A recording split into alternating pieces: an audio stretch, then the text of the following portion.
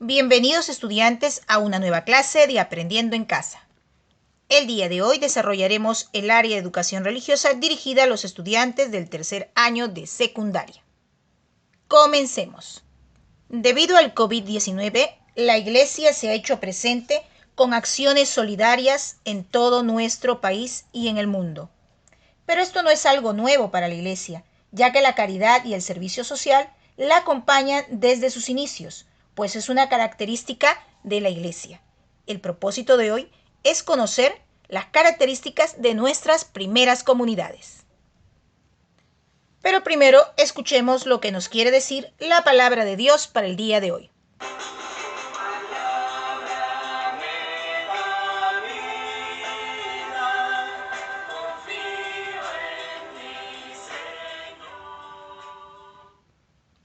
La lectura de hoy es tomada del libro de los Hechos de los Apóstoles, capítulo 2, versículo 42.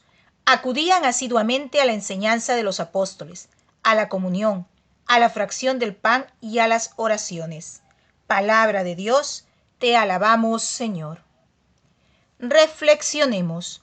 ¿A qué acudían asiduamente, es decir, constantemente, las primeras comunidades cristianas? A la enseñanza de los apóstoles, a la comunión, a la fracción del pan y a las oraciones. ¿Pasa lo mismo con nuestras comunidades cristianas en la actualidad? He ahí la pregunta. Y no es para juzgar si hacen o no hacen, es para preguntarnos, ¿hago yo o vivo yo como las primeras comunidades cristianas? Pero primero hay que conocer cómo vivían las primeras comunidades cristianas. Y lo podemos agrupar en tres dimensiones: al interior de la comunidad, en su relación con Dios y en su actividad hacia afuera. Al interior de la comunidad vivían la comunión, común, unión. Vivían como auténticos hermanos, compartían todo, tenían un solo corazón, una sola alma, dice la palabra de Dios. En su relación con Dios, la oración, los ritos, las celebraciones, como la fracción del pan que celebraban en las casas. ¿En las casas, profesora? Sí, porque recuerda que los primeros cristianos eran judio-cristianos. Por lo tanto, los sábados iban a la sinagoga y cumplían sus preceptos. Y los domingos se reunían en las casas para escuchar a los apóstoles y celebrar la fracción del pan. En su actividad hacia afuera tenemos la misión, la proclamación del Evangelio. En principio los judíos, porque pensaron que el Mesías y la salvación era solo para ese pueblo. Y después comprendieron el mensaje de Jesús, que era anunciar a todas las personas y hacerlas sus discípulos. Así es que anunciaron a todos, gracias aquí a la ayuda de San Pablo, el apóstol de los gentiles. Ahora aprendamos cómo se organizaban las primeras comunidades cristianas. Veamos, se formaron poco a poco, conforme crecía el número y los carismas. Se esforzaban en vivir una convivencia basada en el mandamiento del amor.